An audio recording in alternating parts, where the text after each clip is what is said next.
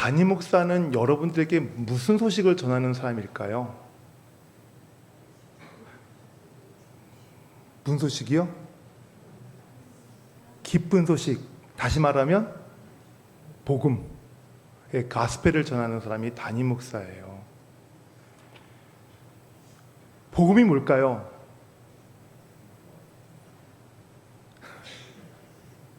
어려우세요?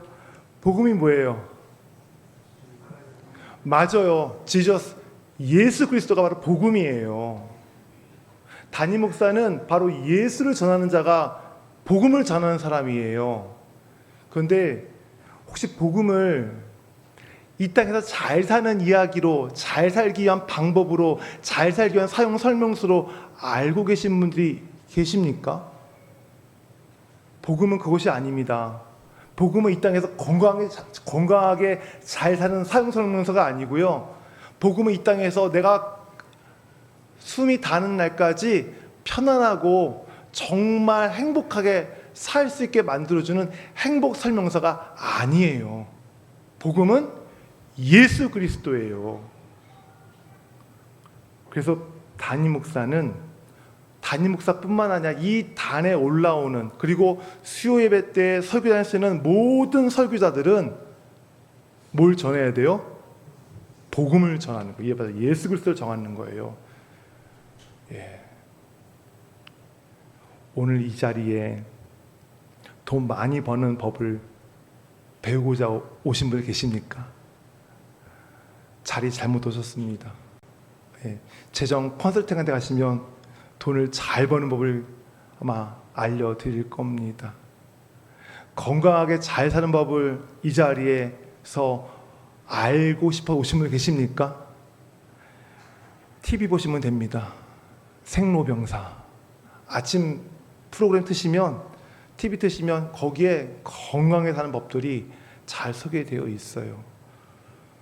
오늘 이 자리에 나오신 여러분들은 돈 잘 버는 거, 건강하게 사는 거, 또 뭡니까? 성공하는 거, 그거 듣기 오신 분들이 아니라 예수 그리스도, 바로 그 복음을 듣기 위해 나오신 분들 믿습니다. 아멘. 그래서 오늘도 복음을 통하여서 여러분들이 오직 하느님만을 우리가 기억하고 바라보는 이 자리가 되기를 바랍니다. 우리가 한 달 전부터인가요? 제 기억으로는 한 달 좀 넘은 것 같은데, 요한복음 4장을 통해서 예수님과 사마리아 여인의 대화를 계속 살펴보고 있죠. 그 대화를 살펴보는 가운데에 아마 여러분들께서 느끼신 것이, 여러분 느끼신 것도 있을 건데 아마 이런 것을 느끼셨을 겁니다. 이상하다보다도 사마리아 여인, 예수님을 만난 사마리아 여인의 모습이 조금씩 변해 간다라는 것을 여러분 느끼고 계세요? 이걸 느끼고 계신 분들은 그동안 설교를 제대로 들으신 분이세요. 어떻게 느끼고 계세요? 맨 처음에 사마리아 여인이 예수님을 처음 만났을 때 예수님 누구라고 봤어요? 유대인의 낯선 남자로 보았죠. 그러다가 친절한 남자, 생수를 주겠다고 하는 생수를 주겠다고 하는 어떤 사람을 보기도 하고요. 또 자기의 죄가 드러나니까 이 사마리아 여인이 예수님을 선지자로 보기도 하고요. 그러다가 오늘 본문 말씀에서 사마리아 여인이 예수님을 비로소 누구로 봐요? 맞아요. 그리스도, 메시아로 보기 시작합니다. 그리스도이심을 자기 앞에서 대화를 나누고 있는 예수라고 하는 그 낯선 유대인 남자가 메시아, 곧 그리스도라는 것을 이제 사마리아 여인이 깨닫게 되어졌어요. 그래서 그 여인이 어떻게 그 모습이 바뀝니까? 28절부터 30절 말씀인데요. 우리 같이 읽겠습니다. 여자가 물동이를 버려두고 동네로 들어가서 사람들에게 이르되 내가 행한 모든 일을 내게 말할 사람을 가서 보라. 이는 그리스도가 아니냐 하니 그들이 동네에서 나와 예수께로 오더라. 바뀌었어요. 남들이 아무도 나오지 않는 그 6시면은 우리나라 시간으로 정오한 12시에서 2시, 3시 할 겁니다. 제일 더운 때. 가장 뜨거울 때 물동이를 이고 나와서 우물가 나와서 예수님을 만났는데 그 처음 만났을 때 예수님을 대하는 그 태도와 지금 28절에서 30절 이 여인의 태도가 전혀 다른 모습으로 지금 보여지고 있어요. 처음에는 의심하고 처음에는 불신하고 또 업신여기고 엉뚱한 말로 예수님을 대했던 여인이 이제 28절 30절 예수님이 그리스도이심을 이제 깨닫게 된 후부터는 물동이를 버려두고 동네에 들어가서 사람들에게 내가 예수 봤다, 내가 그리스도를 봤다라고 전하기 시작하는 것입니다.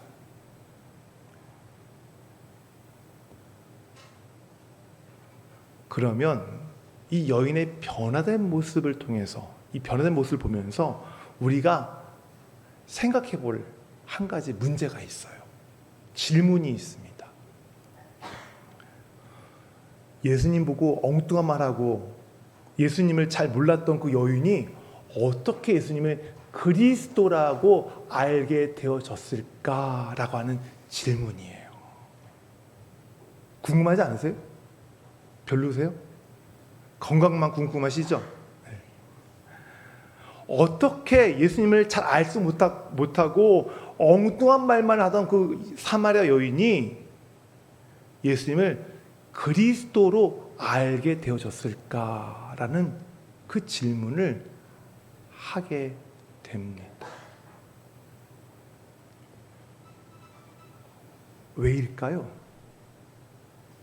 어떻게 여인이 예수를 그리스도라고 알게 되어졌을까요?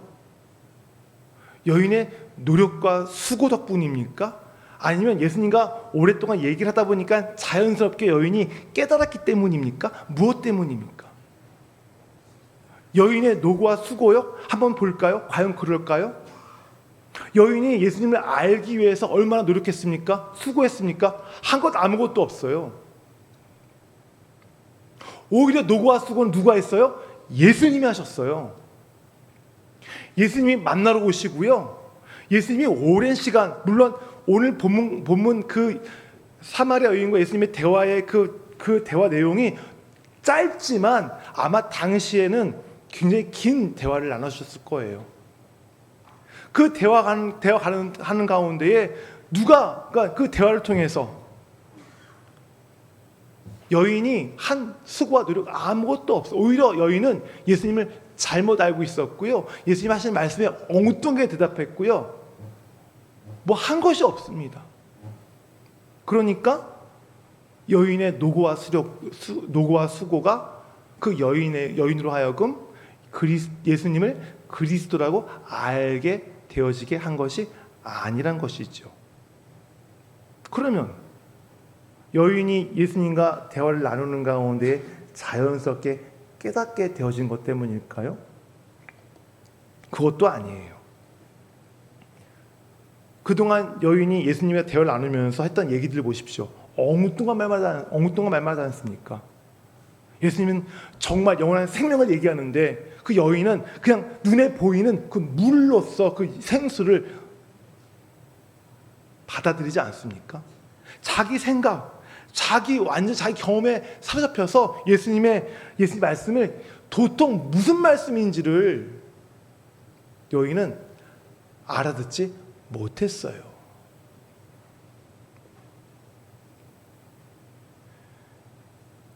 주님의 말씀을 이해한다고 했지만 결국 그 이해도 자기 중심적인 이해였어요. 예수님이 자기 죄를 들춰내시니까 예수님이 누구신지에 대해서 궁금은 했지만 역시 자기 경험과 생각의 틀에 갇혀서 예수님을 선지자 중에 한 사람으로 인정만 했을 뿐이에요. 따라서 여인의 그 스스로 깨달음 역시도 그 여인이 예수님을 그리스도로 알게 되어지는데 전혀 상관이 없는 것이죠. 없었던 것이죠. 그러면 여인의 수고와 노력도 아니고 여인의 그 깨달음도 아니라면 과연 무엇이 그 여인을 변화시켜서 예수님을 그리스도라고 믿게 되어지게 했을까? 뭘까요?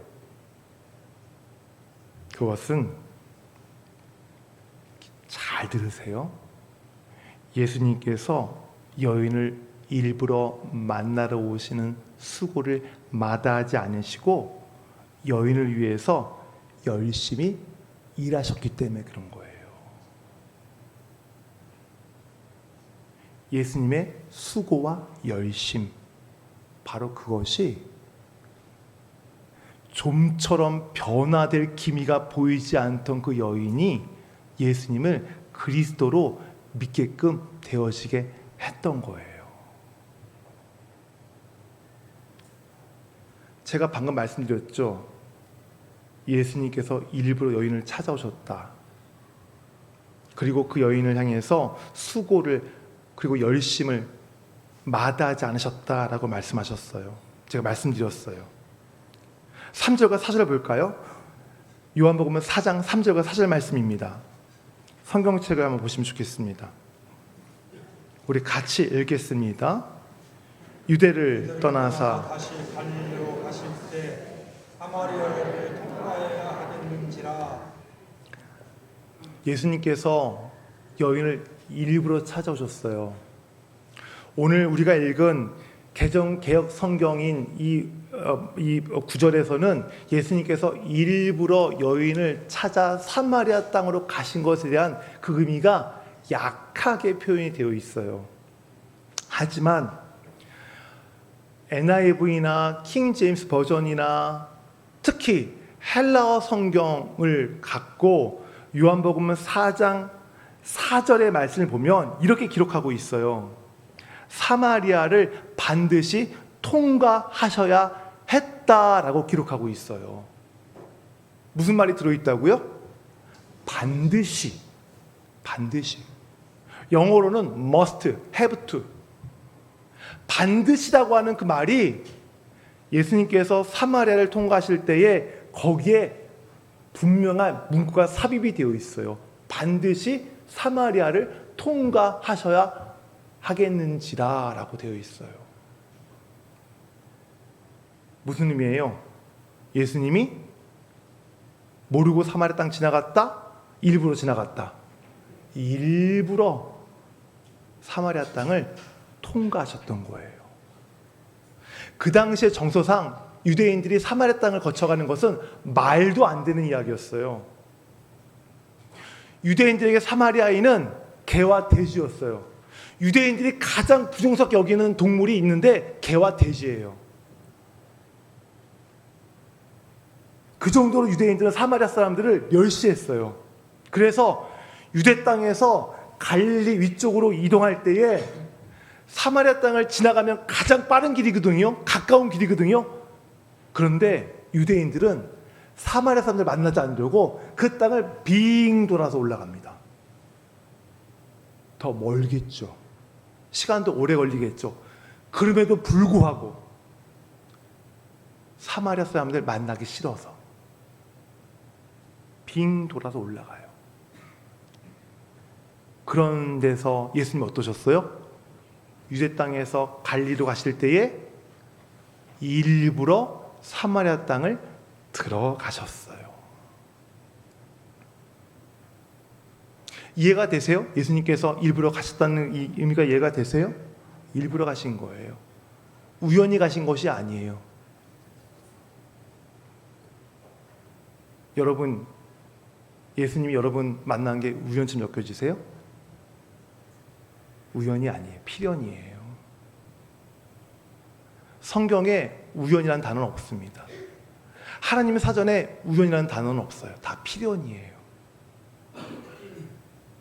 저는 여러분들이 하나님을 우연히 만난 것이 아님을 깨닫기를 바랍니다. 여러분이 하나님을 만난 것은 우연이 아니라 필연이에요. 또한 제가 좀 말씀드렸을 때 예수님께서 사마리아 여인을 찾아오시는 수고를 마다하지 않으시고 그 여인을 위해서 열심히 일했다고 말씀을 드렸죠. 6절 말씀 볼까요? 6절 말씀 같이 읽겠습니다. 거기 또 야곱의 우물이 있더라. 예수께서 길 가시다가 피곤하여 우물 곁에 그대로 앉으시니 때가 6시쯤 되었더라. 예수님이 어떠셨다고요? 피곤하셨어요. 근데 이 피곤이라는 단어가 일반적으로 사용되는 피곤의 그 단어가 아니에요. 이 피곤이라는 단어가 언제 쓰냐면 전쟁터에서 군인들이 적들과 거듭되는 싸움을 싸우느라고 지치고 지쳐 있는 가운데에서 전투를 할 때에 온 힘을 다해서 그 노력하는 것, 힘을 쓰는 것, 그때 사용하는 단어가 바로 피곤하여라는 단어예요. 예수님이 사마리아 땅에 일부러 들어오셨는데, 그리고 수가라고 하는 그 마을에 있는 우물가에 가셨는데 기운이 펄펄 남아 돌아서 가신 것이 아니라 젖먹던 있는 힘까지 다 쏟아 부으면서 지금 사마리아 수가성 그 우물까지 예수님께서 가신 것을 지금 표현하고 있는 구절이에요.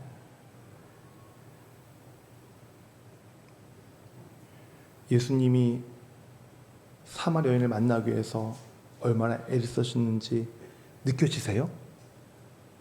느껴지세요?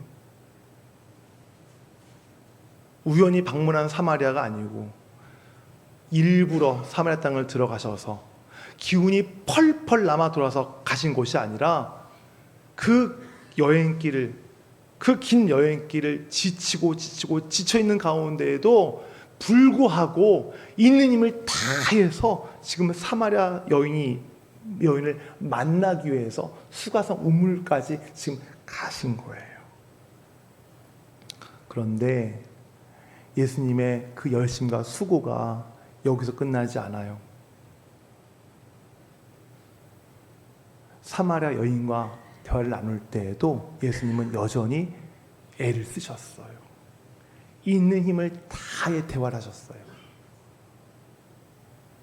예수님이 여인과 대화를 할 때 있는 힘을 다해서 했다는 것 때문에 여인이 알아듣지 못하니까 예수님이 너무나 답답해서 너무 신경을 많이 쓰셨나 보다라고 생각하시겠지만 그런 의미가 아니라 예수님께서 여인과 대화를 나누실 때에 있는 힘을 다 쏟으시면서 수고하시고 열심을 행하신 그 이유는 사마리아 여인의 그 생각, 세상의 사고방식으로 갇혀있는 그 생각, 세상의 사고방식으로 물들어 있는 그의 경험, 꽉 닫힌 그의 마음을 하나씩 끄집어내서 변화시켜 가시고 하나씩 열어가시고 또 열어가시느라고, 그래서 예수님께서 사마리아 여인과 대화하시면서 애를 쓰시며 수고하시며 열심을 행하셨던 거예요. 결국 뭐예요? 사마리아 여인이 예수님을 그리스도라고 시인하고 인정하고 그를 전하러 동네로 가게 되도록 그의 모습이, 그의 삶이, 그의 여인의 모습이 변화되어진 이유가 뭐예요? 어디에 있어요? 예수 그리스도의 수고와 열심에 있는 것이에요. 있는 힘을 다해서 애를 쓰며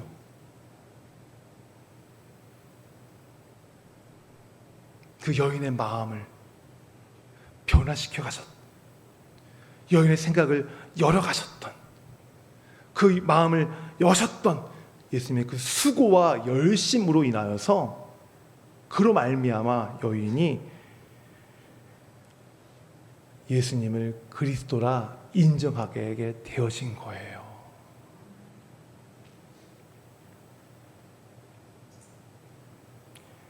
예수님의 이 모습을 통해서 우리가 알 수 있는 것이 있어요. 하나님이 한 사람을 구원하실 때에 얼마나 열심을 다하시는지, 그것을 우리가 예수님을 통해서 볼 수 있는 거예요. 하나님은 전능하신 분이세요. 못하시는 일이 없는 분이죠. 그런데 하나님은 그 전능함을 가지고 사람을 한순간에 변화시키지 않으세요.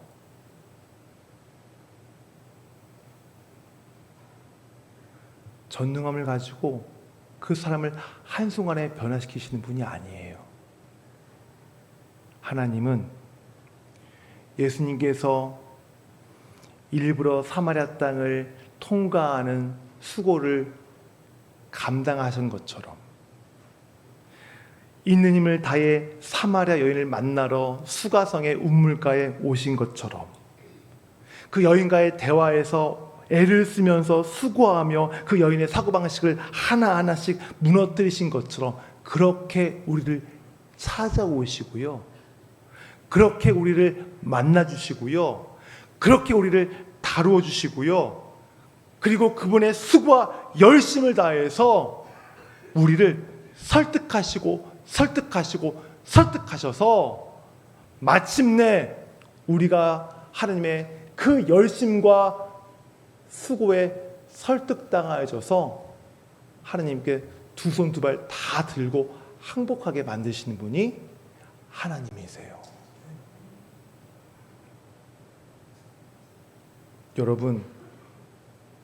여러분이 예수를 믿고 있어요?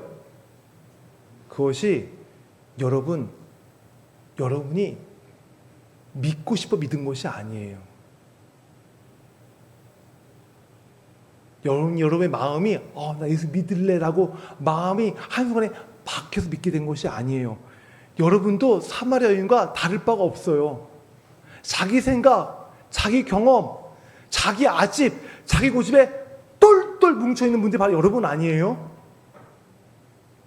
바로 그런 여러분을 하나님이 찾아오셔서 가르치시고 그 생각을 여시고 마음을 부드럽게 하셔가지고 결국에는 지금 여러분이 예수님을 믿게끔 하신 거예요.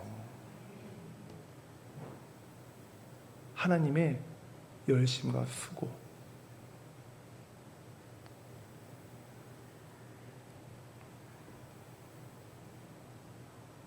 물론 우리가 예수님을 알게 되었다고 한순간에 우리가 갖고 있던 그 세상의 사고방식이 다 없어지고 새로운 예수님의 사고방식으로 꽉 차는 것이 아니에요. 다시 말해서 우리가 예수 믿게 되는 그 순간 우리가 완전히 다 온전히 변화되어진 그런 사람으로 되어지지 않는다는 것이죠. 그렇기 때문에 예수 믿어도 여전히 우리는 세상의 사고방식에 사로잡혀 살아요. 그 사고방식으로 하나님이 이해되지 않으면 하나님을 의심하고요, 하나님을 불신하고요, 그 사고방식으로 하나님이 이해되지 않으면 하나님이 하시는 일에 대해서 불평하고요, 불만해요. 그 내 상황과 내 처지를 이해하지 못해요. 제가 그랬어요. 저 역시도 목사지만 여러분처럼 저도 세상의 사고방식으로 똘똘 뭉쳐있는 인간이에요.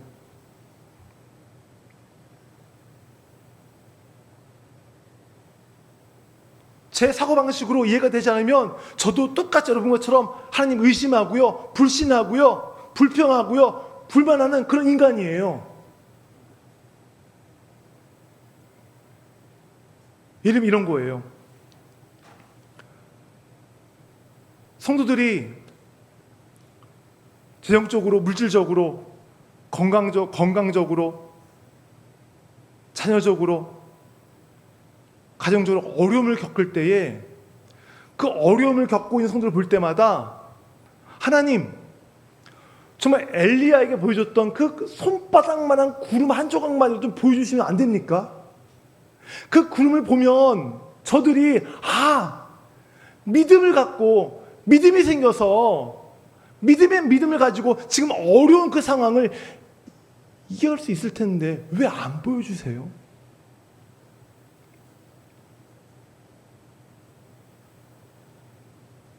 하나님, 이것이 하나님이 일하시는 방식이에요?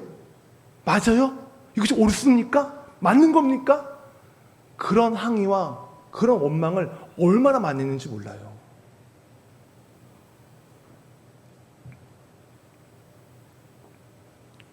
그런데 어느 날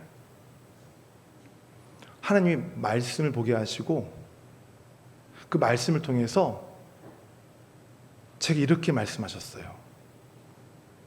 그 어려운 가운데에 성도들을 붙잡고 있는 것은 그들의 믿음이 아니야. 바로 나야. 나 하나님이 그들의 어려운 가운데 내가 그들을 붙잡고 있다? 그 말씀을 통해서 저에게 주셨어요. 근데 그 말씀이 매번 보던 말씀이에요.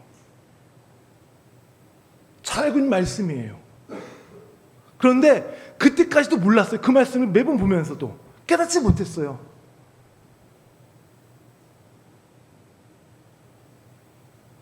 그런데 때가 되니까 하나님께서 그 말씀을 이해하게 하시고 그 말씀을 통해서 하나님 일하심을 보게끔 저를 설득시키셨어요.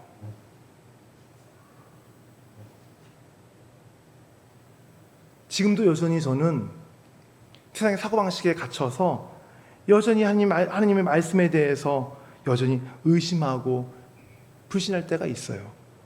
그런데 그럴 때마다 하나님은 저를 설득해 가세요.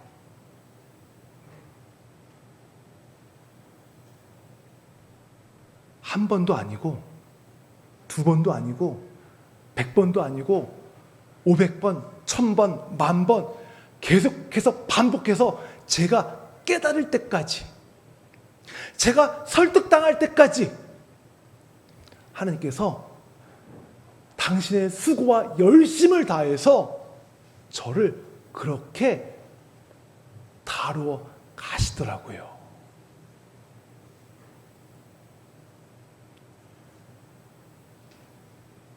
성도 여러분, 하나님이 의심될 때가 있어요? 하나님 행하시는 일에 불신이 생길 때가 있어요? 하나님 그걸 가지고 여러분이 뭐라고 안 그러세요. 대신 하나님께서는 여러분이 하나님에 대해서 갖고 있는 그 생각과 불신과 의심이 잘못되었다는 것을 계속해서 지속적으로 바르게 가르쳐 주시고 가르쳐 주실 것입니다. 우리를 구원하시기까지 결코 지치지 않는 하나님의 열심과 수고를 가지고 저 여러분을 끝까지 설득하는 그날까지 하나님은 그 설득을 포기하지 않으실 거예요.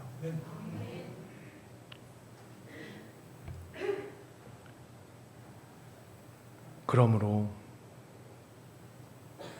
여러분이 예수를 믿게 되었다는 것은 신자가 되었다는 것인데, 신자가 되었다는 것은 예수 믿고 구원을 받은 자라고 하는 것인데, 여러분이 예수 믿는 거, 여러분에게 있는 그 믿음 결코 가볍게 생각하지 마시기를 바랍니다. 소홀히 여기지 마세요. 내가 예수님을 그리스도로 시인하는 거, 인정하는 거, 그거 얼마나 대단한 일인데요. 얼마나 귀한 일인데요. 그게 얼마나 중요한 건데요. 그 대답이 있기까지, 그 고백이 있기까지 우리 하나님께서 여러분의 마음을 계속해서 바꾸시고 변화시키시는 그 열심과 수고의 결과가 바로 여러분 예수를 통해서 예수는 그리스도, 바로 그의 고백이 나오게 되는 거예요. 그렇기 때문에 성도 여러분,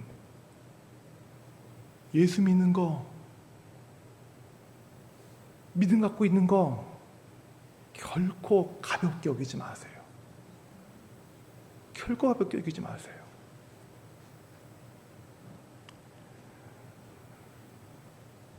저는 여러분 모두가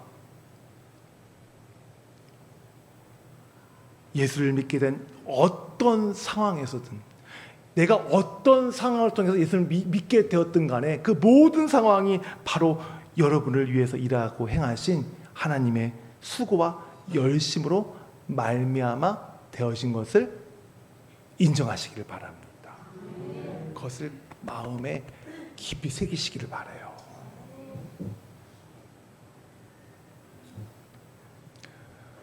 우리는 하나님께 간혹 이런 기도를 드려요. 하나님, 삭개오점 저 좀 만나주세요. 하나님, 사마리아 여인처럼 저 좀 만나주시고요. 하나님, 모세처럼, 야곱처럼, 또 이삭처럼 그렇게 좀 환상도 좀 보여주시고, 음성도 좀 들려주시고, 꿈도 좀 꾸게 해주세요. 그러면 저 하나님 정말 잘 믿을 수 있을 것 같은데 그렇게 좀 해주세요 라고 간구할 때가 있어요. 정말 그러한 특별한 일들이 생기면 정말 나의 믿음이 더 좋아질 것 같아요. 더 자신있게 할 것 같아요. 그런데 여러분, 그거 아세요? 이스라엘 백성들이 40년 동안 광야 생활하면서 매일같이 하나님의 그 큰 이적을 경험했지만, 이적을 경험할 때 잠깐이고 금방 그것을 잊어버리고 그들이 원래 상태로 돌아갔다는 거 아세요? 제자들이 3년 내내 예수님의 그 이적을 행하시는 것을 직접 예수님을 봤지만, 예수님 십자가에 못 박히시자 그들이 금세 다 제자리로 돌아간 거 여러분 알고 계세요? 우리는 내 눈앞에 그러한 이적이 일어나면 정말 신앙생활 잘할 것 같고 믿음이 더 확실할 것 같지만 그렇지 않아요. 그때 잠깐이고요. 그런 일이 자주 일어나면 이제는 본체 만취할 거예요.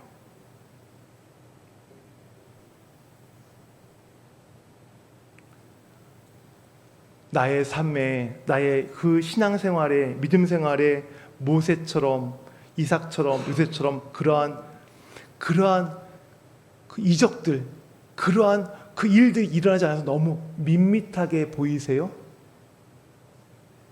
여러분의 믿음, 지금에 있는 여러분의 그 신앙생활은 결코 밋밋하지가 않아요.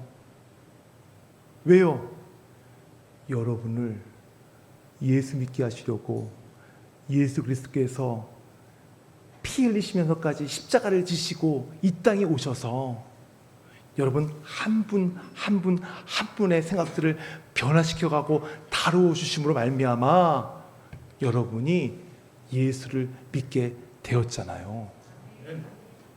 그거보다 더 특별한 것이 어디 있어요? 따라서 여러분의 신앙생활은 결코 평범하지가 않아요.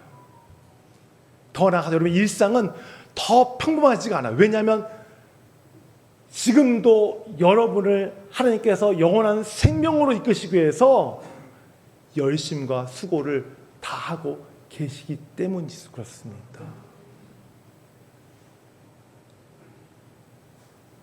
말씀 맺겠습니다. 여러분의 일상의 평범함 속에 이러한 특별함이 있음을 보시기를 바랍니다. 그래서 여러분을 신자의 자리에 있게 하시기 위해서 날마다 수고와 열심을 행하시는 것을 기뻐하시는 하나님을 바라보시고요. 우리 그 하나님께 감사하는 삶이 되시기를 바랍니다. 찬양하겠습니다.